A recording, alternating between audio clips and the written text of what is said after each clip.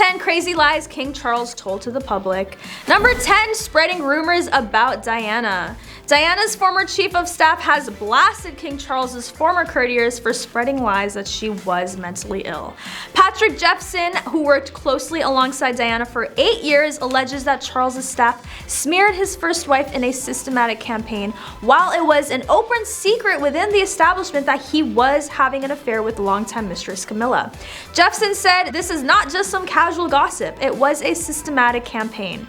Okay, it was a long time ago, but the man they were supporting is now our king, and these things should not be buried. They should not be conveniently pushed to one side. He went on to say there was a lot of nonsense talked about Diana, including rumors that she had an eating disorder and mental illness. He said, "I heard it all from people who should have known better. I think they felt threatened by her popularity, but some of the stuff was just nasty. She didn't deserve it." Jeffson also claims that he witnessed firsthand how Charles was affected by the breakdown of his marriage with Diana. He said there were times when he seemed almost in despair over the whole thing. It was sad to see him so powerless, yet still loving her at the same time. He added Charles was a victim of his own courtiers who had a point of view that was very much the king must be protected, but they failed to realize that people were flocking to Diana and she needed protecting too. Jeffson's powerful condemnation of Charles's former courtiers serves as an important reminder that no one should be subject to malicious gossip or lies, especially someone as beloved as Princess Diana. Even though it happened over 20 years ago, Diana's story still serves as a lesson in standing up against unfairness and injustice. Her legacy lives on in her sons and all those who continue to be inspired by her courage and compassion. Number 9, expensive family. Despite the money produced by the monarchy, the royal family is pretty expensive. Back in 2018 to 2019, they cost taxpayers $86 million. This was 41% more than the previous year. How does it make sense that there are thousands of people in debt, but the funds towards the royals are increasing? Many agree that the education systems would benefit from this wealth more than old people and those born into the crown. Not only does the system cost the British public money, but they're also unable to choose which ruler comes next, leaving taxpayers with no power over the system that takes a huge chunk of their money. If you compare the wealth earned by the royals to the people of the country, it drastically changes the picture. The typical earnings of a full-time employee in England falls at £31,000, while the Queen used to bank around £42.8 million for doing whatever it is exactly that she does. Being born into the monarchy means you will never endure the same struggles as most people. They have no financial worries and aren't expected to work a 9 to 5, but the majority of society works hard to achieve a somewhat comfortable life. Number 8, scandals. This family has been involved in scandals for generations. Being knee-deep in controversies is not a good look for the representation of Britain, but they somehow managed to pay the news outlets to run stories that promote them in a good way. I mean, they managed to be so perfect that people sweep their complete wrongdoings under a rug, which, might I add, has to be a huge rug. No one is obviously expected to be perfect, but the extent to which the royals have been exposed for their controversies is pretty out of pocket. And the fact that these news stories have not at all gotten as much attention as something as mediocre as what Meghan wore to some event. Political correspondent Nadine Bachelor Hunt argued that the royals are becoming increasingly out of place in contemporary society due to the family's past and present scandals. Let me know what you think about that in the comments below. And number 7, travels funded by the citizens. The royal family's huge travel budget has more to do than just them having a lot of money, with one trip back in 2017 costing them $5.8 million. It puts into perspective how much thought they must be putting when traveling. A few royal travel protocols they must follow included color-coded luggage, traveling with an entourage, packing a black outfit for an emergency funeral, and royal heirs cannot travel together in a plane just in case it goes down. Number 6, keeping his royal properties. If the king moved out of Buckingham Palace, he wouldn't have to give up all of his royal residences. Buckingham Palace has been used as the official working and living headquarters of Britain's monarchs since 1837, with 775 rooms. It would be used by the king to host state banquets and engagements with world leaders and government officials. It's also a prime location for many milestone events and could become a permanent tourist attraction if the king were to officially move out. The palace is property of the Crown Estate, which the late Queen Elizabeth was the owner of while she was the monarch. Along with their huge and iconic Buckingham Palace, this family has numerous properties. Investing is always a good idea. You can never have too much money, right? But anyway, let's take a look at the kinds of properties this family has.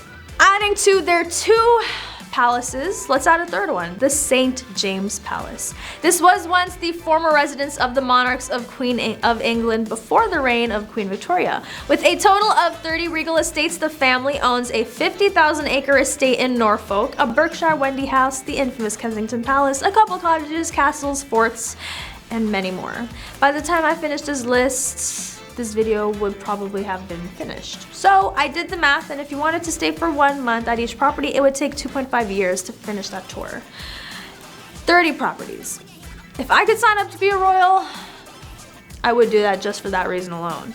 Number 5, lavish trips. Knowing that they are on the taxpayers' dimes, the royal family is careful with their public behavior when it comes to extravagant spending. While there are often extreme expenses associated with major events such as weddings, the royal family has been known to fly on budget airlines and fund some of their own travel. But that isn't always true. A few trips these royals have taken in the past few years came with an outrageously priced bill. Charles and Camilla have somehow managed to spend $530,000 on a tour they took through the Caribbean.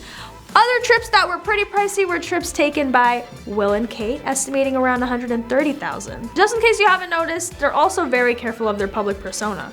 They feel like they have this sense of responsibility to the public that funds their lifestyle. So if they were acting reckless, they probably wouldn't have as much support, and on top of that, money. So that makes sense. It's funny when the paparazzi tries to catch them in these awkward moments. Thinking about being absolutely perfect and delightful all the time does sound exhausting. Like, do they still have to act perfect when they lose their luggage at an airport? I know a lot of us would be fuming. Number 4, more money for the royals, less for the people. Do the royals cost the government money, or do they make it money? The royals draw tourist dollars as well as publicity for Britain, and in 2017, the monarchy boosted tourism in the UK by more than $640 million. So even though the sovereign grant is growing, which means more money for the royals, the crown estate still provides a lot of money to the government. Anti-monarchy groups don't really think the royal family brings in money, but what do you guys think? Are they just being haters, or do you agree? They think the monarchy costs the country about $400 million a year. And it was estimated that the government's cost to protect the family was over $100 million annually. $100 million to protect a family? I mean, the money could have gone towards better causes like helping with the problem of homelessness or providing money to low-income families, but instead they really said, let's put millions of dollars towards protecting one of the richest families in the world. Number 3, unloyalty. The revelations of infidelity in his marriage, Charles's marriage to Princess Diana, left him and Queen Camilla deeply unpopular. While he has managed to regain some positive sentiment in the British public, he remains less esteemed than many other members, including Kate and Will. A poll showed in April 2022 that nearly half of Britons think Charles should let Prince William become the next king, and ranks him as the 7th most popular royal behind his mother, daughter-in-law Kate, son William, father Prince Philip, sister Princess Anne, and niece Zara Tindall. Number 2, donation scandal. Most recently, he has been embroiled in controversy over donations to his charities.